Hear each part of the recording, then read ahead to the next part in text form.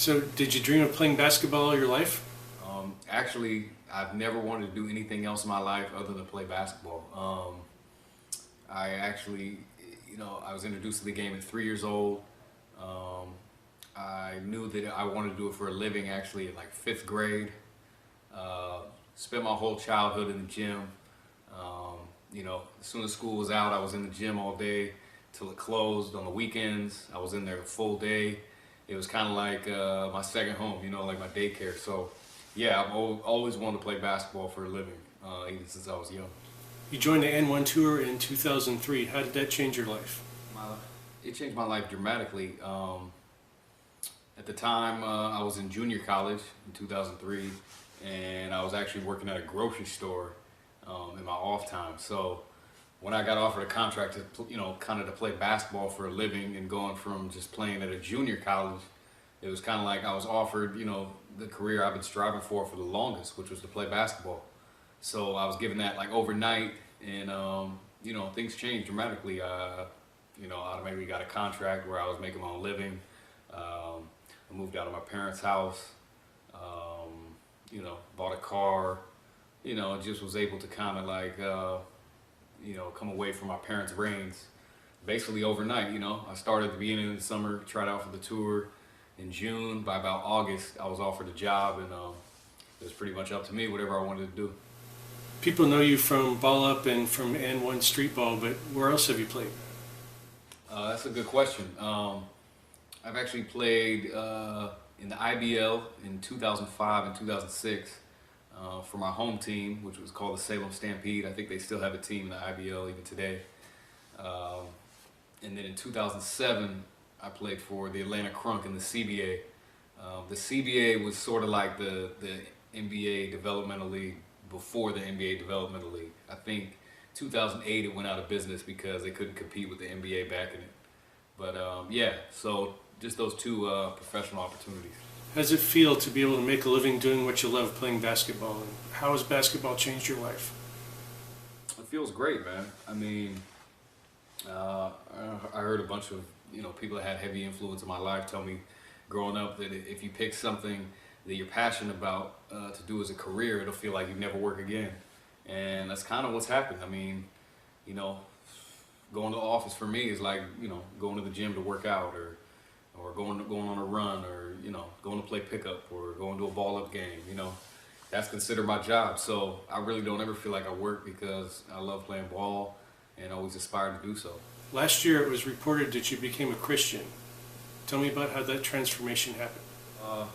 Good question. Well, I've always been a believer since I was little. I actually went to a Christian preschool, and then I went to a big public school for like the first 3 years of my high school career. And then my senior year, I actually transferred to a Christian school that was much smaller. And it brought me back in my walk. And then I went on tour after that, or JUCO after that, public JUCO. Then went on tour. I was kind of like influenced for the bad, kind of in my walk during those times. But then, actually, before my good friend, rest in peace, Escalade, who was an ex-N1 and Ball teammate of mine, he was a believer, and he used to always talk to me about the Word, talk to me about the importance of getting baptized and being in the church. His brother is actually Mark Jackson, now the head coach of the Warriors, a heavy devout Christian. He's a preacher. Mark is his brother, and he has a church out here in the Van Nuys. And just hearing Escalade talk to me day in and day out about the Word.